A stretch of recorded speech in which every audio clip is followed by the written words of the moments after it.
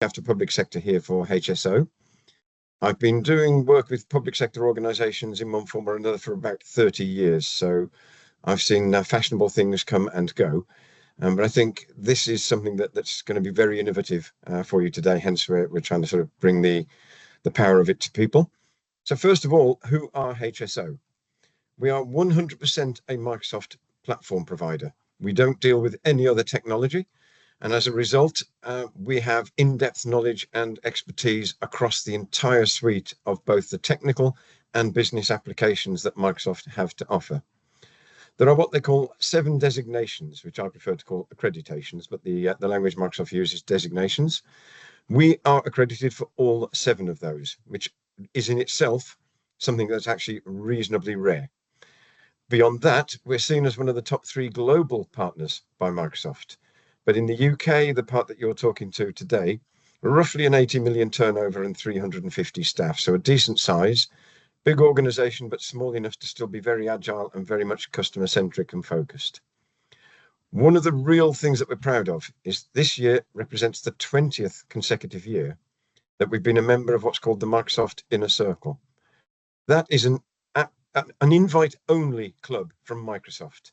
They judge you on things such as your technical expertise, your understanding of the Microsoft application set, and whether you've been innovative with their products. And we've got a number of things that we've done through using Microsoft products and configuring around things like complaints for local government, FOI for local government, complaints for housing, where we've been quite innovative.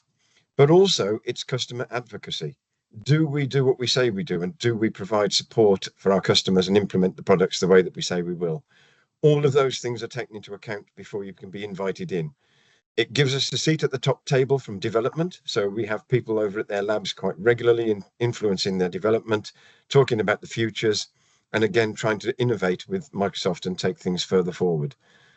Over 30 years in business and 2,500 implementations. So we've got a whole depth of experience that we are bringing to the table today. So I'm now going to move into talking a little bit more about the contact center. So why are Microsoft investing in a new generation of their contact center? Because they've had a contact center for a while. So what's different? Well, the market is demanding different capabilities these days. Old-fashioned contact centers are quite unwieldy, and we're looking how can we improve. Everybody's under great pressures from a budget point of view and a staffing point of view. You're being asked to do a lot more with a lot less people, a lot less money, more legislation coming down on top of people. So it's important that we can streamline and be efficient in our operations. It wouldn't be a conversation around IT without the mention of AI. And there's plenty of AI in this solution. Now, AI, people have misconceptions around. I actually like to say that AI is productivity on steroids. It's automation on steroids. We look at where is there lots of administration, where are there blockers in the business, where are the things that aren't quite working well, and that we can put AI in place to streamline that, to make people more productive. The aim being freeing people up to do what they're good at, which is talking to each other and resolving complex problems for each other, rather than filling in forms or collecting forms and trying to process them. So AI really does figure front and center of the digital contact solution from Microsoft. And as I say, it's there to drive not just a customer experience, but also an improved staff experience. AI in the correct usage can both be ethical and legal, but it's also fair to people, and it can humanize the service. And we always talk about humanizing the use of AI and humanizing the use of applications, so that we're looking at staff that can do more than they used to do without the stress, without the pressure. We're looking at giving customers that really good, strong, unique experience and feeling that they've actually got a great service when they've either put down the phone or they've used your web chats. And as I say, it's about cost reduction. We all know that traditional contact methods are quite expensive as a transactional piece of work. So we're trying to drive down the cost of that transacting with your customer, your citizen, your tenant, to really reduce the cost to you, give them the better experience. So why is it that so many people have a poor experience? It's usually because there's lots of disparate systems. You have one system that does live chat. You have a different system doing social, something else for voice. Nothing's connected up. You don't get a unique and same feel when you contact, and you may be contacting, say, your housing agency, your about a leaky roof, you might be contacting them about something else. But the agents don't know that. They don't have a view that there's multiple people talking to you, that you have multiple transactions and inquiries that are ongoing.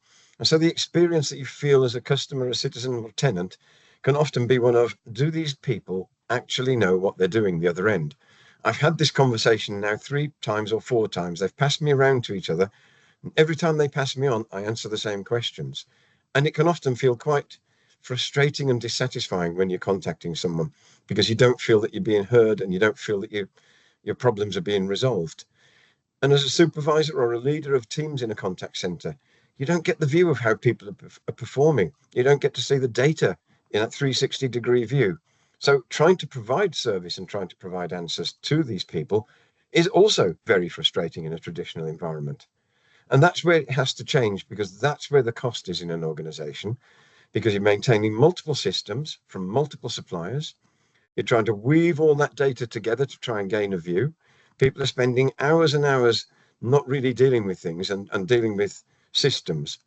So what we try to do here at HSO is say to you, look, when we come and work with you, we'll create this perfect triangle of 3 things that we will harmonize to provide a really unique experience, a smooth experience, but more importantly, sustainable transformation. And those 3 things are people, processes, and technology. And I called it a triangle because all 3 need to be treated equally to be fully harmonious. And if you do that, you can move into a different environment altogether. So the modern approach that is being done by Microsoft with their digital contact center is, no matter how someone wants to come through to you, whether it's social media, whether it's email, whether it's text, whether you're using Teams, it doesn't matter.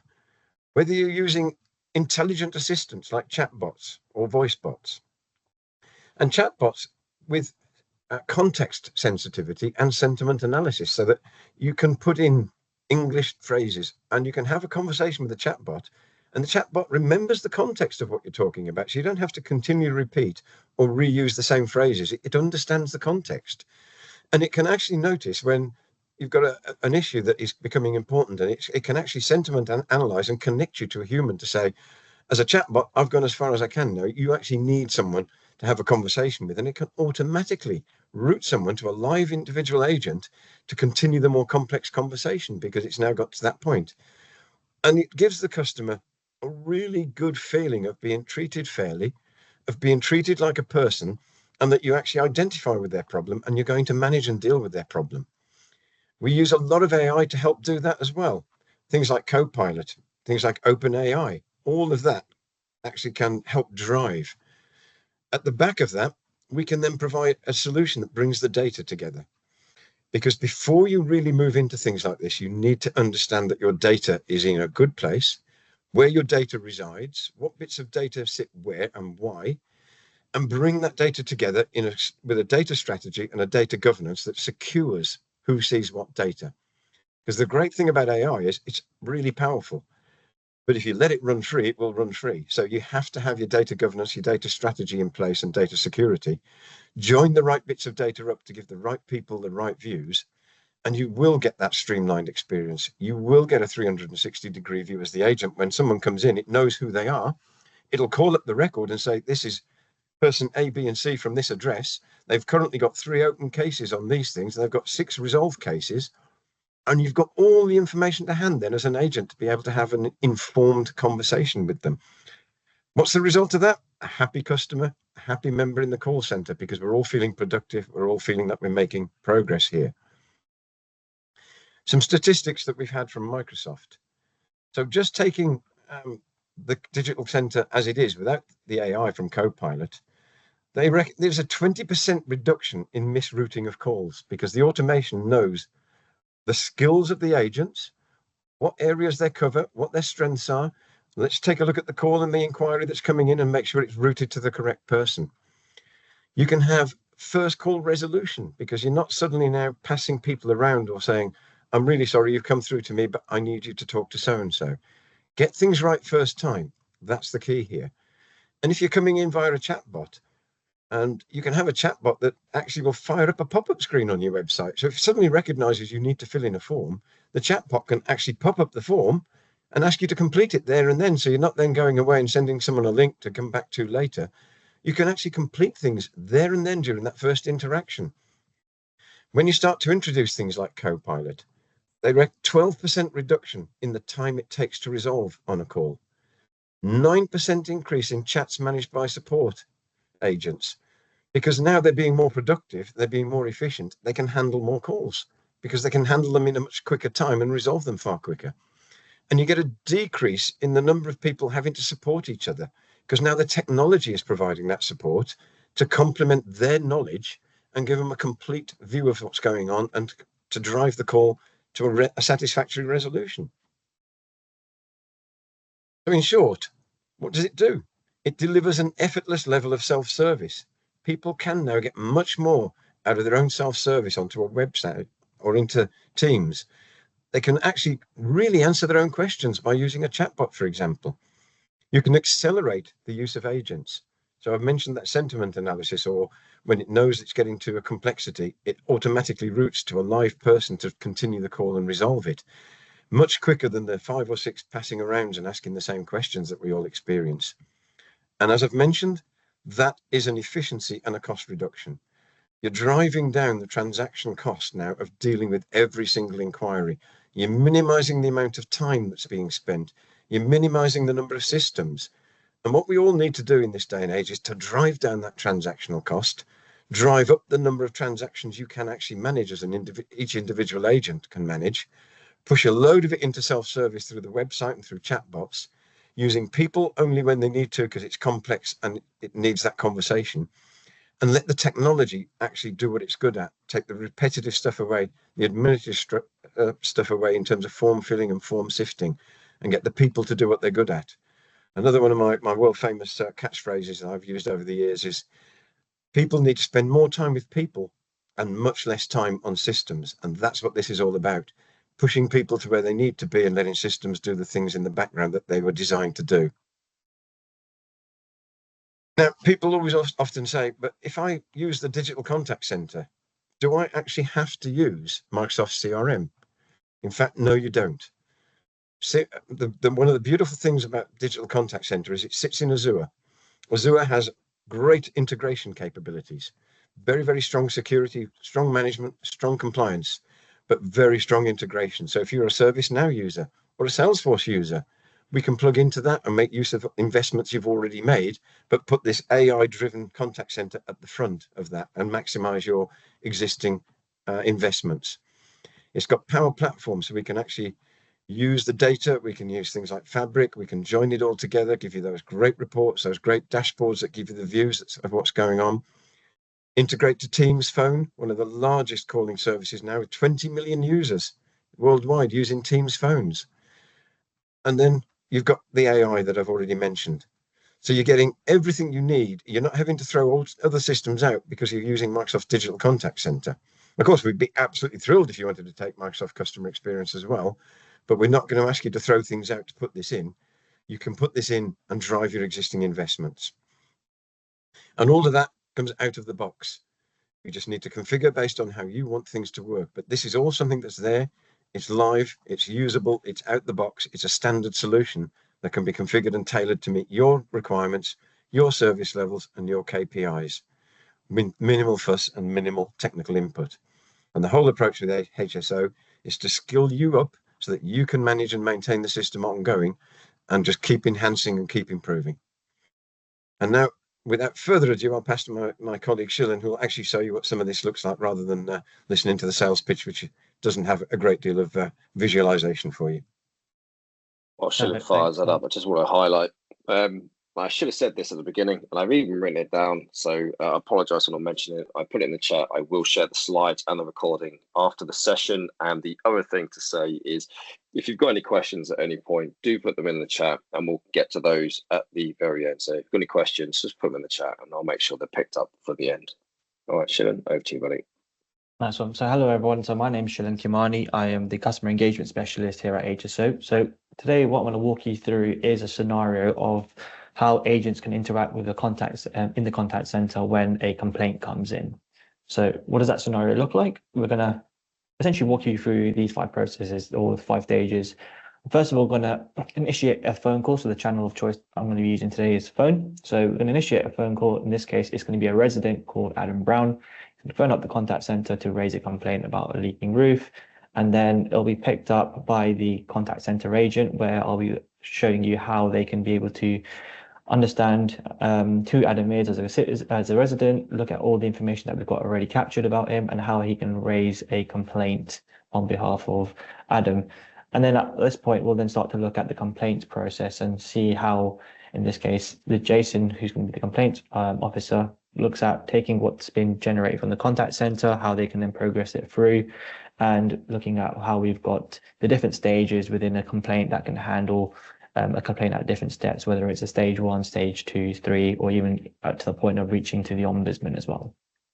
So with that said, what I'm going to do is first of all jump into the contact center itself. So what we're seeing here is my experience where I'm in the contact center, where I've got my little dashboards and I'm working on through cases or looking at waiting for incoming requests to come in through the channels that we've got. So what I'm going to do is on my phone, dial the contact center number, and what's going to happen if I just put it on loudspeaker is get presented with an IVR that we have full control over in terms of how we want to drive the messages and their routing.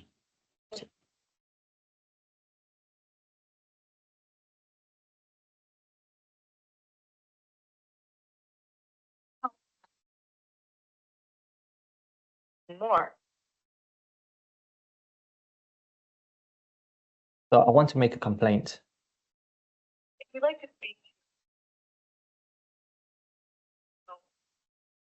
with today, I'm sorry to hear that. Let me transfer you over to an available agent. So based upon certain rules in place, we can define certain trigger points or even use the bot to help answer certain questions as well, and fetching information from systems where that data is being kept. So as I've said, I want to create a complaint. That's my trigger point to say, I'll get someone on the other line as an additional agent. And what you're seeing on the right-hand side of the screen is essentially that incoming conversation. And it's already identified that it's coming in from Adam Brown and it's going to escalate from the bot.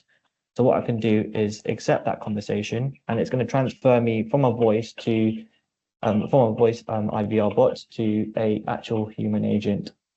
And this way I can now have a conversation with Adam Brown with the conversation already associated to his account.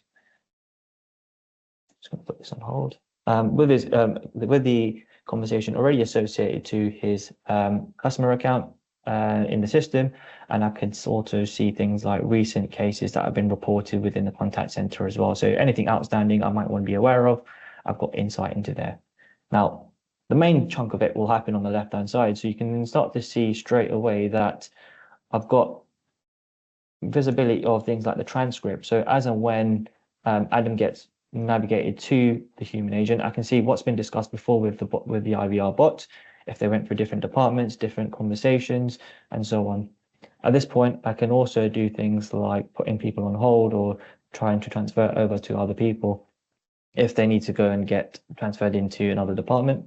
But one other thing is the sentiment as well. So Mark mentioned things like AI always being infused into the product.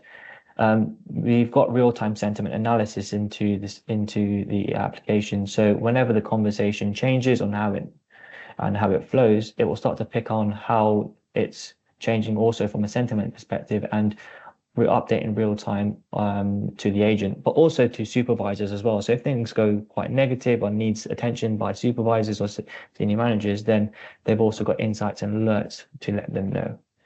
So just unmute there. Go. Hi there, you're speaking to Shilin. How can I help?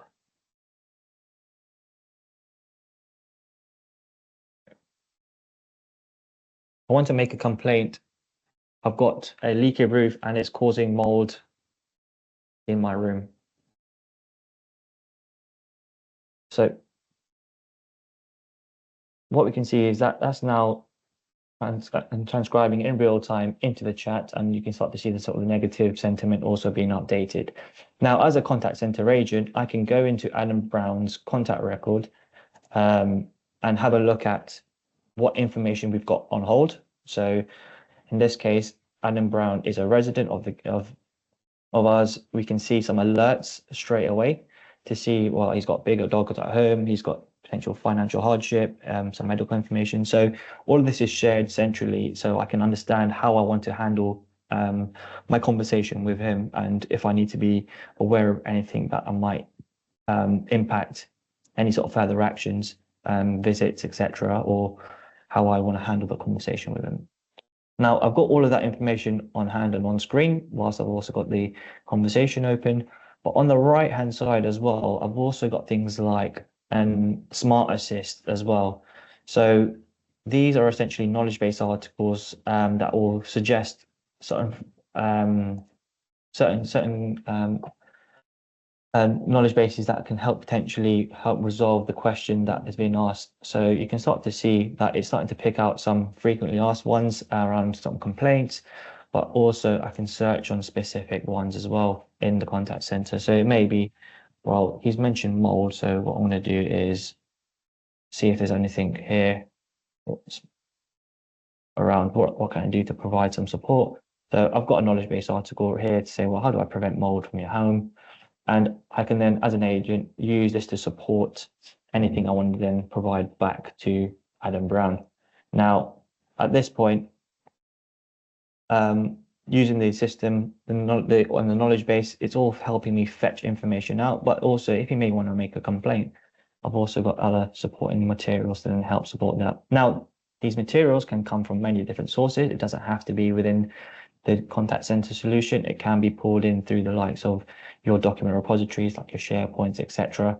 However, the system will be able to look at that and drive questions and answers to the agent as efficiently as possible, so that whoever's on the other end can get the answer that they need. Now, here, I'll just unmute myself from the chat. So we can help you by providing you some steps on how to prevent mold. I can follow up with an email.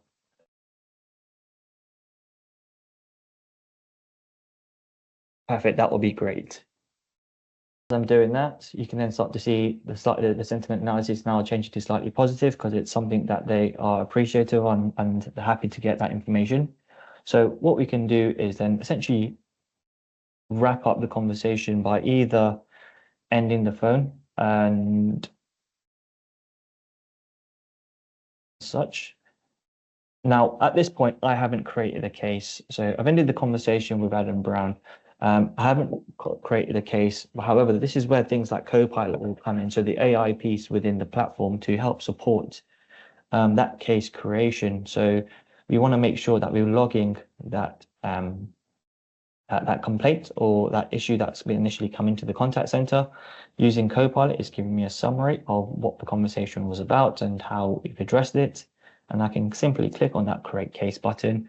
It's going to pop out on the right hand side a case record where I can then start to populate some of the additional information that I need. Now, if this needed to be escalated to another department, so it may be going into, say, a housing department and it's a complaint specifically, then I can select those service lines and identify who it was reported to, along with any other additional information, things like priority, etc., and then save and route it to that department. So that way they will then receive a case to then say, right, this is the information that we've captured at the contact center, and it's up to you guys to now follow up with. Now, at this point, if Adam Brown phones again and he's chasing any additional updates on any cases or complaints that have been raised, because we've all got access to those historical cases, he's got all the information he needs to be able to get a history and an update on where the case is at, if it's an existing open one, as well as it's all within the account. So I just close that. Yeah. So that will then add it to Adam Brown's contact record. We can then start to look at wrapping up the case. So we can add additional summary notes, or if we're happy with this, we can then say, right, I want to close off this conversation and move on to the next one. So close it off. What it's going to do is now open or update my status to available, so I can now receive new conversations. Now, this conversation is tracked. So I've always got history. So if I ever needed to go back, I've always got the full audio of the conversation. I can download the audio as well and play it back as needed, or if managers need to use it as a review, we've also got that as well available. And we can censor out sensitive information as well at any point. So with that said, so the information and the case has been logged, and the agent has provided the relevant team with the information that they need to be able to progress this issue. So what does that actually look like from a case perspective for the department that's picking this up? This is where I'm going to move into my case complaint screen. So this is where we're looking at that complaint that's been generated by the contact center. They will look at the complaint and start to see this from Adam, with anything around the sort of description on what's been happening and what's been reported. In terms of the complaint itself, it's specifically to do with the housing, the reason for the complaint. So is it to do with an action being delayed or any other predefined complaint reasons that we want to define, and what the details are and how we want to essentially resolve it.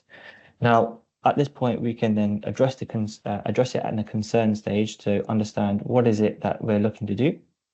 Do we need to take any further action? Is it that we need to alert certain departments, or is there any follow-up questions that we need to allocate to, or points that complaint points that we need to allocate to those departments?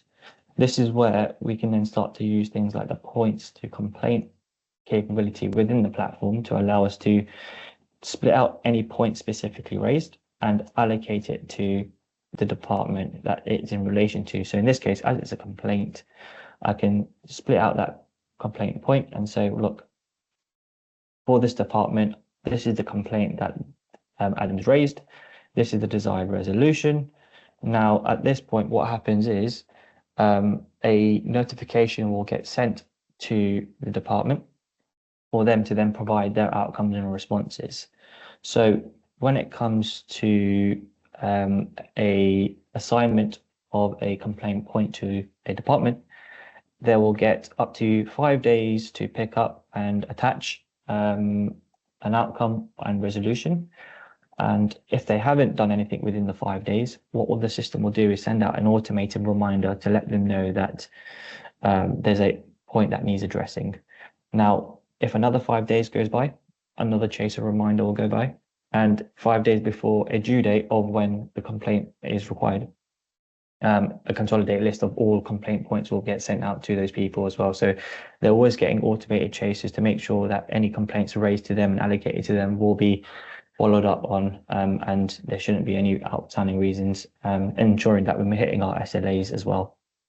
So at that point, when someone's actively working on a complaint outcome, they can set their status to in progress to stop any of the automated emails sending out. And within the outcomes and resolutions, they'll be able to then define and add in what they're doing. So let's say in this case, raised a job, and someone will come out on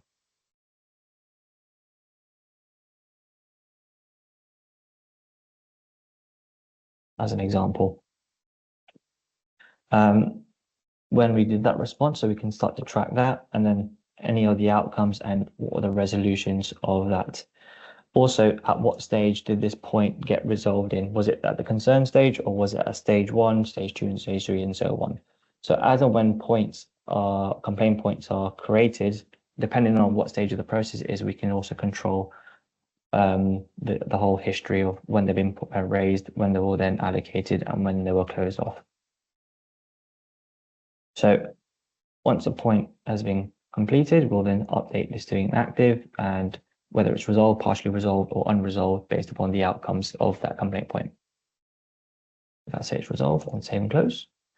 That's going to take it off as an active complaint point, and it's going to resolve it for the overall concern that we're dealing at this time. So at this point, we can then go back to Adam using the system to then send them an email to let them know of what's happening. So we've got the full email capability within the platform as well. Or we can go ahead and dial out his number as well. So if we wanted to give him a phone call as well, we've got the click to dial capability within the contact center, so we can outbound call him and let him know what's happening.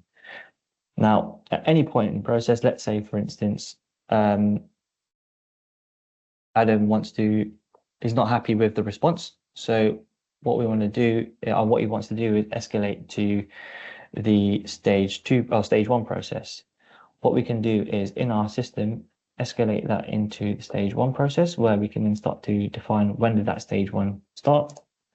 And this will then start to kick off some SLAs on when we need to essentially respond with our next with our next response. So this will be within the 10 days for us to then provide a response. Now, the complaint's going to be tracked at the same time. So if anything else comes in, these can be tracked the same way. However, as we update the stage 1 on the process flow, it will also update on the status reason as well. So when contact centers are looking at updates on cases, they'll be able to see all this information at top level to say, right, it's still with stage 1 and it's being investigated, and they're looking to get a response back within X period of time.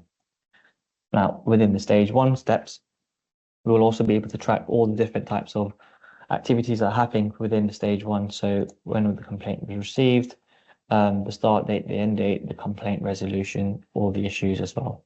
Now, any point in time, the complainant, Adam Brown, may be able to go to the ombudsman. So if they were in the stage 1 process and the ombudsman got in contact by Adam Brown, we can also start to track that, and then any actions that the ombudsman had provided. So whether they said, well, carry on with the complaints process from stage 1 before they get reintroduced again, or see the outcome of stage 1 before it proceeds forward. So at that point, stage 1 gets set. Within the 10 days, we'll then provide the next response back to Adam Brown. Now, if he's still not happy with the response provided at stage 1, we can then start to move into the stage 2 process. So stage 2 will then start to look at the 20 to 25 days where we've got independent service lines performing their investigation. So very similar to stage 1, we can move the stage 1 process into stage 2 and then initiate when do we start that as well, which will then again kick off some SLO timers, so we give an idea of when we need to respond by and get the response, at what targets we need to get the response by for Adam. Now, when it comes to the stage 2 process, there's a few things that very similar to what we've seen previously in the stage 1, but also some key milestones that need to be tracked as well. And these will be all calculated by the system based upon certain dates that we put into the stage 2. So things like the file reading, the interviews, the draft IO reports, the final reports that's needed at the stage 2 process. So these will all be defined. Now, if there's children involved, then again, these timeframes will be adjusted to accommodate those timeframes. However, these will then again drive when things were happening. So if, for instance, the file read needs to be underway, what's the target date, and then what's the file read date. So we can then start to capture when the target date was and how long it took for it to actually happen. At that point, we will be able to then perform all of these different activities at the stage 2 process and then provide a response back to Adam Brown once again. Now, at this point, if he still doesn't like the response, you can then obviously move into sort of the stage 3 process, which again, very similar to what we saw on stage 1 and stage 2. This is where we then start to capture some of those pre-activities that need to happen. So I believe this is where we then get board members involved and start to get them to bring it up at board meetings. And again, we can then start to capture all the information on when it started, what was the acknowledgement dates, what was the panel meeting, who's going to be involved. So within there, we've got the panel meeting date. So when is that going to happen? Who's going to be chairing? Is there any specific members that are going to be allocated to? And then so on and so forth. And then what the outcome and response is. At that point, we'll then still get an outcome. So one thing to mention is along the way, all of these responses can be provided into Word templates as well. So as we're importing information into the process, we've got Word templates to export that out into templates as well, to provide it into a format that we can send back out to the complainee. So in this case, Adam Brown, and it will extract all the information with the key points that you need to provide. Now, at this point, we can then go back to stage 3, or if the ombudsman are involved, go to that. And then at the ombudsman stage, once again, look at capturing when the ombudsman were notified and when they are opening their investigation, and what their reference is, what their summary of points are, the type of inquiry that's been done, and then who the case officers were, and if there's an extension. Now, at any point in time, if the case was eventually closed, so let's say it got closed at stage 2, we've always got the option of, or we got closed at stage 3, the complaint, it was happy with that, but then later on down the line, they didn't went to the ombudsman. We've always got an option to create an ombudsman reopen as well. So we can then look at what they initially said, but if they reopened us with a later date, we've also got a capture of what information that they provided once they came back to us.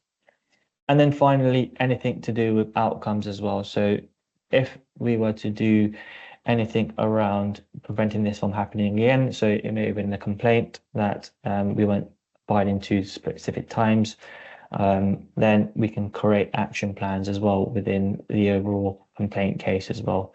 Now, the action plan could be specifically for an individual person, could be an individual team, but it allows us to make sure that we're tracking based upon this complaint, this is what we're doing to prevent this from happening again. Now, it could also be things like performing tasks, policy updates, recommendations, and so on. And then who it's going to be associated to, and what are we doing, and when are we doing it by, and what the actions were taken and when it was completed by for those people who have been allocated that. So hopefully that gives you enough of a sort of high level oversight into the full sort of end-to-end process of case management, complaint management within the contact center, but also within the information management accelerator piece that we've got as well. So what I lastly wanted to follow up on is in terms of the systems reporting and insights piece. So everything that we've seen today will have a load of import reports and insights from the system. So some of the ones that we're seeing on screen here are some of the BI reports that come within the contact center. So these will start to give you, as and when you start to enable channels, understand sort of the trends and volumes of where things are happening and the type of cases that are being raised and communicated by the residents. But also looking at sort of the volumes of each individual channel to understand how effective and where the traffic is essentially coming from and what the outcome is. Looking at things like bot performance and seeing if there's a lot of transfers, why is there a lot of transfers, what's causing it? Maybe we need to revisit and optimize that that channel.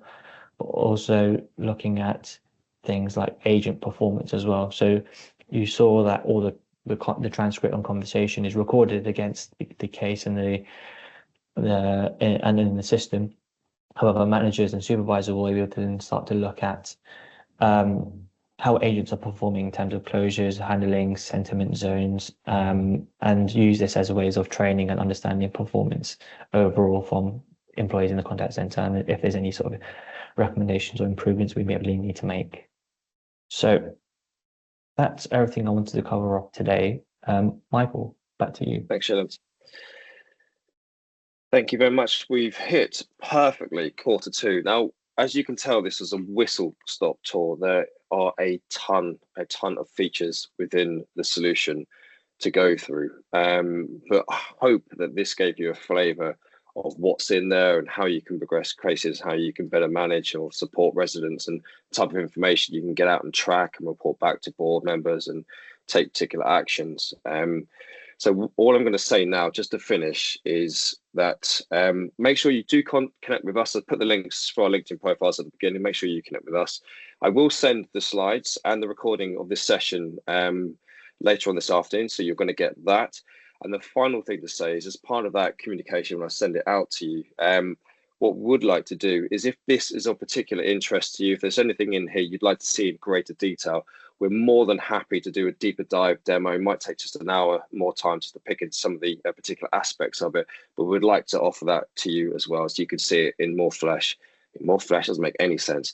In greater detail probably makes more sense, but we would like to offer that to you as well. So give me till the afternoon. I'll get the details out to you. But if this was of interest, then we'll sort out another time to do a demo directly with you.